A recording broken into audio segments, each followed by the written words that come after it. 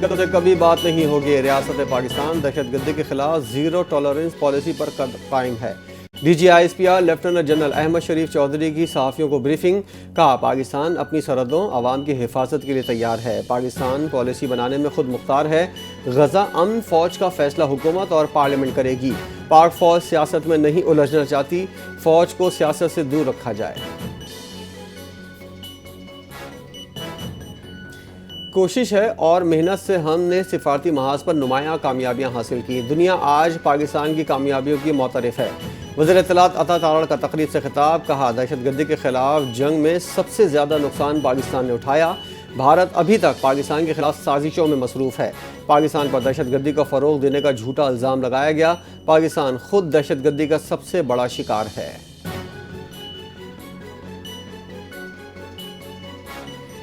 وزیراعظم شہباز شریف نے 27ویں ترمیم کی حمایت کی درخواست کر دی۔ چیئرمین پیپلز پارٹی بلاول بھٹو نے سوشل میڈیا پر بیان میں لکھا، وزیراعظم کی قیادت میں نون لیگ کا وفد صدر زرداری اور مجھ سے ملنے آیا تھا، پیپلز پارٹی سے 27ویں ترمیم کی حمایت کی درخواست کی گئی۔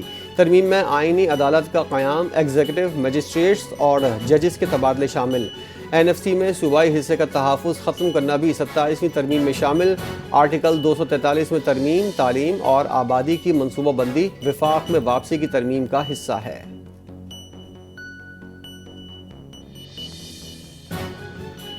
2026 میں چین کی ڈیزائن کردہ پہلی آبدوز پاک بحریہ میں شامل ہوگی۔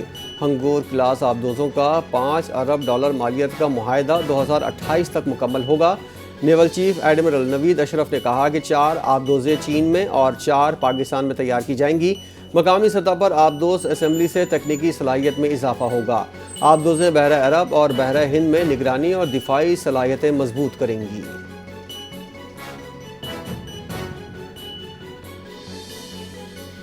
حکومت معیشت میں بنیادی اصلاحات کے ایجنڈے پر عمل پیرا ہے تاکہ پائیدار معاشی استحکام یقینی بنایا جا سکے۔ وزیر خزانہ محمد اورنگزیب کی نیوز کانفرنس، کہا عالمی ریٹنگ ایجنسیوں نے پاکستان کے معاشی استحکام کا اعتراف کیا ہے جو ملکی معیشت کی درست سمت کی علامت ہے۔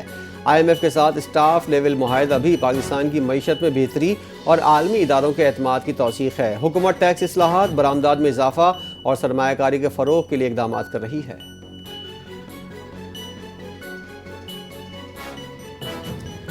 ٹیکس اصلاحات کے مثبت اثرات، وصولیوں میں اضافہ، ٹیکس ریٹرنز میں عوام کی شمولیت میں ریکارڈ اضافہ ہوا، موجودہ اصلاحات پر توجہ، نئے ٹیکس کی ضرورت نہیں۔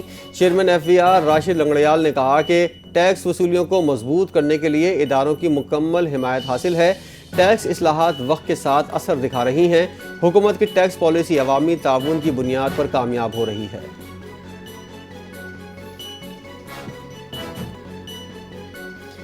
علیمہ خان کی 7ویں مرتبہ ناقابل ضمانت وارنٹ گرفتاری جاری، راولپنڈی میں انسداد دہشت گردی کی عدالت میں 26 نومبر احتجاج کیس کی سماعت، علیمہ خان اور وکلاء آج بھی پیش نہ ہوئے۔